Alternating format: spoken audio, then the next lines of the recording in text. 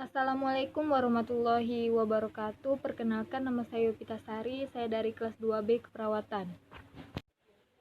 Baik, di sini saya akan menjelaskan tentang tahap persalinan normal. Pertama, kala 1. Kala 1 persalinan dimulai sejak terjadinya kontraksi uterus dan pembukaan serviks hingga mencapai pembukaan lengkap 10 cm. Persalinan kala 1 berlangsung 8-24 jam dan terbagi menjadi dua fase, yaitu laten dan fase aktif. Pertama, fase laten. Dimulai sejak awal kontraksi yang menyebabkan penipisan dan pembukaan serviks secara bertahap.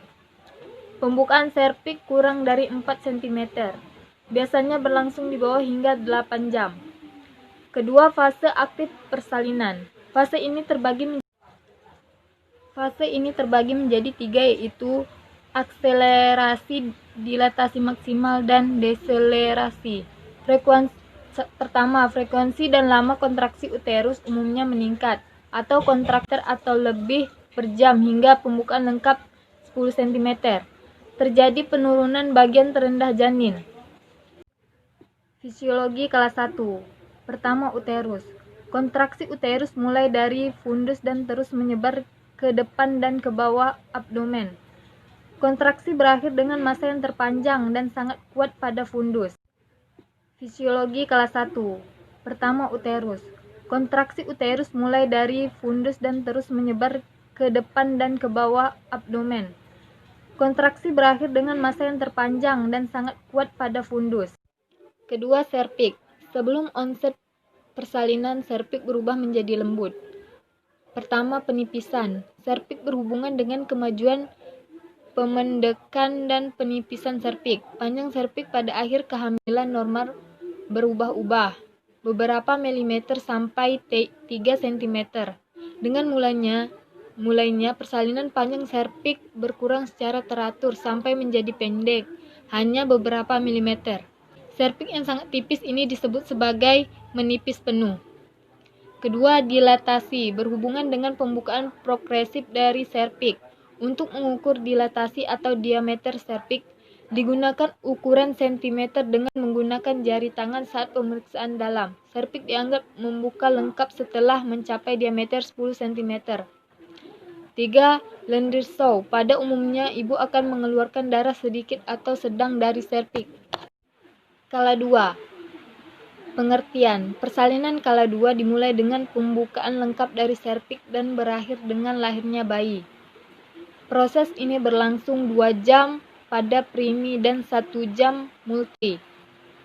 Tanda dan gejala kala 2. Tanda-tanda bawah kala 2 sudah dekat adalah: pertama, ibu ingin meneran, perineum menonjol, vulva, vagina, dan sphincter. Tanda dan gejala kala 2. Tanda-tanda bawah kala 2 sudah dekat adalah: pertama, ibu ingin meneran, perineum menonjol, vulva, vagina, dan sphincter anus membuka. Jumlah pengeluaran air ketuban meningkat. His lebih kuat dan lebih cepat 2-3 menit sekali. Pembukaan lengkap 10 cm. Pada Pregravida berlangsung rata-rata 1,5 jam dan multipara rata-rata 0,5 jam. Pemantauan tenaga atau usaha dan kontraksi uterus janin, yaitu penurunan presentasi janin dan kembali normalnya detak jantung bayi setelah kontraksi. Kondisi ibu sebagai berikut. Kemajuan persalinan tenaga, usaha mengedan, palpasi kontraksi uterus, kontrol tiap 10 menit, frekuensi, lamanya, kekuatan. Kondisi pasien. Periksa nadi dan tekanan darah selama 30 menit. Respon keseluruhan pada kala 2, keadaan dehidrasi, perubahan sikap atau perilaku, tingkat tenaga atau yang memiliki. Kondisi janin penumpang. Periksa detak jantung janin setiap 15 menit atau lebih, sering dilakukan dengan makin dekatnya kelahiran. Penurunan presentasi dan perubahan posisi, warna cairan tertentu. Mekanisme persalinan normal. Pertama, masuknya kepala janin dalam pap. Masuknya kepala ke dalam pap terutama pada primigravida terjadi pada bulan terakhir kehamilan, tetapi pada multipara biasanya terjadi pada permulaan persalinan.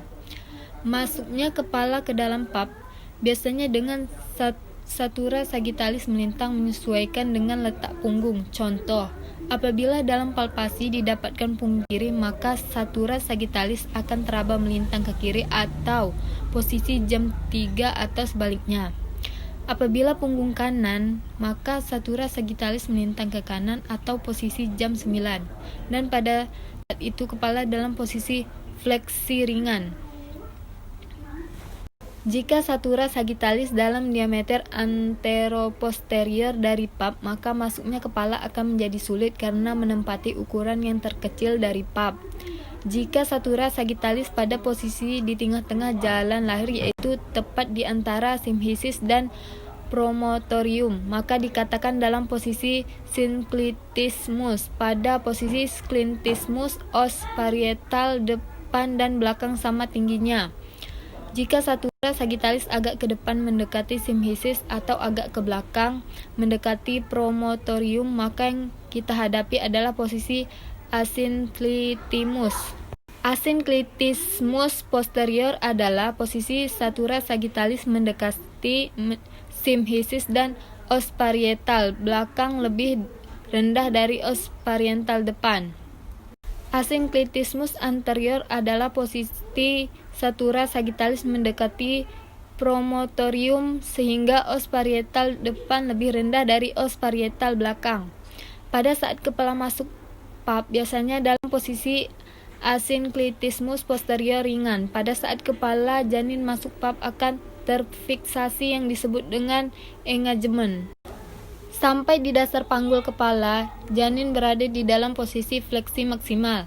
Kepala turun menemui diafragma pelvis yang berjalan dari belakang atas ke bawah depan. Akibat kombinasi elastisitas diafragma pelvis dan tekanan intrauterin yang disebabkan oleh His yang berulang-ulang, kepala mengadakan rotasi yang disebut sebagai putaran paksi dalam. Adalah daerah ubun-ubun kecil dan bagian ini akan memutar ke depan ke bawah simhisis. Putaran paksi dalam mutlak diperlakukan untuk kelahiran kepala, karena putaran paksi merupakan suatu usaha untuk menyesuaikan posisi kepala dengan bentuk jalan lahir khususnya untuk bidang tengah dan pintu bawah panggul. Putaran paksi dalam terjadi bersamaan dengan majunya kepala dan tidak terjadi sebelum kepala sampai di Hodge 3. Kadang-kadang baru terjadi setelah kepala sampai di dasar panggul.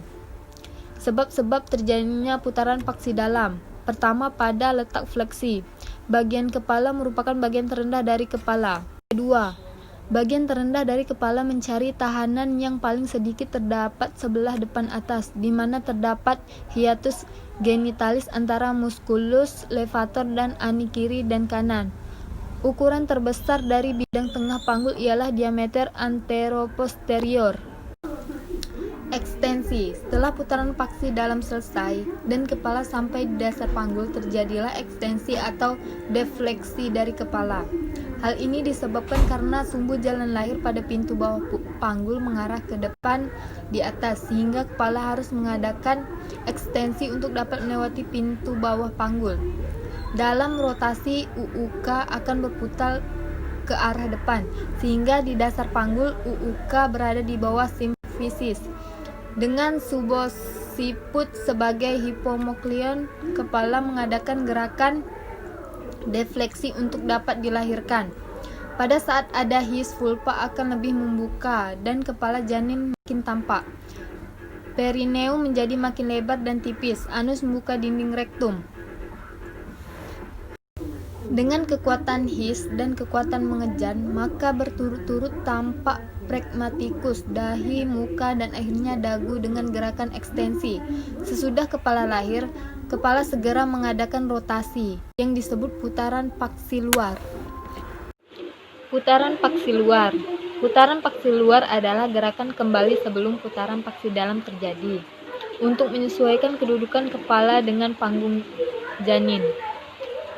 Bahu melintasi pap dalam posisi miring. Putaran paksi luar. Putaran paksi luar adalah gerakan kembali sebelum putaran paksi dalam terjadi, untuk menyesuaikan kedudukan kepala dengan panggung janin. Bahu melintasi pep dalam posisi miring. Di dalam rongga panggul, bahu akan menyesuaikan diri dengan bentuk panggul yang dilaluinya hingga dasar panggul. Apabila kepala telah dilahirkan, bahu akan berada dalam posisi depan belakang. Selanjutnya dilahirkan bahu depan terlebih dahulu, baru kemudian bahu belakang. Kemudian bayi lahir seluruhnya. Skala 3. Skala 3 persalinan dimulai setelah lahirnya bayi dan berakhir dengan lahirnya plasenta dan selaput ketuban. Berlangsung tidak lebih dari 30 menit. Disebut dengan kala uri atau kala pengeluaran plasenta. Peregangan tali pusat terkendali, dilanjutkan pemberian oksitosin untuk kontraksi uterus dan mengurangi pendarahan. Tanda-tanda pelepasan plasenta. Pertama, perubahan ukuran dan bentuk uterus. Kedua, uterus menjadi bundar dan uterus terdorong ke atas karena plasenta sudah terlepas dari segmen bawah rahim. Ketiga, tali pusat memanjang. Keempat, semburan darah tiba-tiba. Tanda-tanda klinik dari pelepasan plasenta. Pertama, semburan darah, pemanjatan tali pusat, perubahan dalam posisi uterus naik di dalam abdomen. Pemantauan kala 3. Pertama, palpasi uterus untuk menentukan apakah ada bayi. Yang kedua, jika ada maka tunggu sampai bayi kedua lahir. Yang kedua, menilai apakah bayi baru lahir dalam keadaan stabil. Jika Pemantauan kala 3. Pertama, palpasi uterus untuk menentukan apakah ada bayi. Yang kedua, jika ada maka tunggu sampai bayi kedua lahir. Kedua, menilai apakah bayi baru lahir dalam keadaan stabil. Jika tidak, rawat bayi segera. 7 langkah pemantauan yang dilakukan kala 4. Pertama, kontraksi rahim. Kontraksi dapat diketahui dengan palpasi. Setelah plasenta lahir, dilakukan pemijatan uterus untuk merangsang uterus berkontraksi. Dalam evaluasi uterus yang perlu dilakukan adalah mengobservasi kontraksi dan konsistensi uterus. Kontraksi uterus yang normal adalah pada perabaan fundus. Uteri akan teraba keras. Jika tidak terjadi kontraksi dalam waktu 15 menit setelah dilakukan pemijatan, uterus akan terjadi atonia uteri. Yang kedua, pendarahan. Pendarahan dibagi antara ada atau tidak, banyak atau biasa. Ketiga, kandung kencing. Kandung kencing harus kosong. Kalau penuh, ibu diminta untuk kencing, dan kalau tidak bisa dilakukan kateterisasi. Kandung kemih yang penuh mendorong uterus ke atas dan menghalangi uterus berkontraksi sepenuhnya. 4. Luka-luka. Jahitannya baik atau tidak, ada pendarahan atau tidak. Evaluasi di laserasi dan pendarahan aktif pada perineum dan vagina. Nilai perluasan laserasi perineum. Derajat laserasi perineum terbagi atas. Pertama, derajat 1 meliputi mukosa vagina, bruchhead posterior dan kulit perineum. Pada derajat 1 ini tidak perlu dilakukan penjahitan kecuali jika terjadi pendarahan. Derajat 2 meliputi mukosa vagina, bruchhead posterior, kulit perineum, dan otot perineum. Pada derajat 2 dilakukan penjahitan dengan teknik jelujur. Derajat 3 meliputi mukosa vagina, bruchhead posterior, kulit. Derajat 2 meliputi mukosa vagina, bruchhead posterior, kulit perineum, dan otot perineum. Pada derajat 2 dilakukan penjahitan dengan teknik jelujur. Derajat 3 meliputi mukosa vagina, bruchhead posterior, kulit perineum, otot perineum, dan otot sphincter ani eksternal. Derajat 4, derajat 3 ditambah dinding rektum anterior. Pada derajat 3 dan 4 segera lakukan rujukan karena laserasi ini memerlukan teknik dan prosedur khusus. 5. Uri dan selaput kebutuhan harus lengkap. 6. Keadaan umum ibu, tensi, nadi, pernapasan, dan rasa sakit. 1. Keadaan umum ibu. Periksa setiap 15 menit pada jam pertama setelah persalinan dan setiap 30 menit pada jam kedua setelah persalinan. Jika kondisi itu tidak stabil, pantau lebih sering. Kedua, apakah ibu membutuhkan minum? Ketiga, apakah ibu memegang bayinya? Kedua, pemeriksaan tanda vital. 3. Kontraksi uterus dan tinggi fundus uteri. Rasakan apakah fundus uteri berkontraksi kuat dan berada di bawah umbilisus.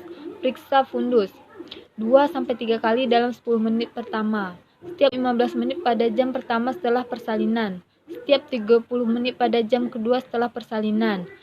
Meset fundus jika perlu untuk menimbulkan kontraksi.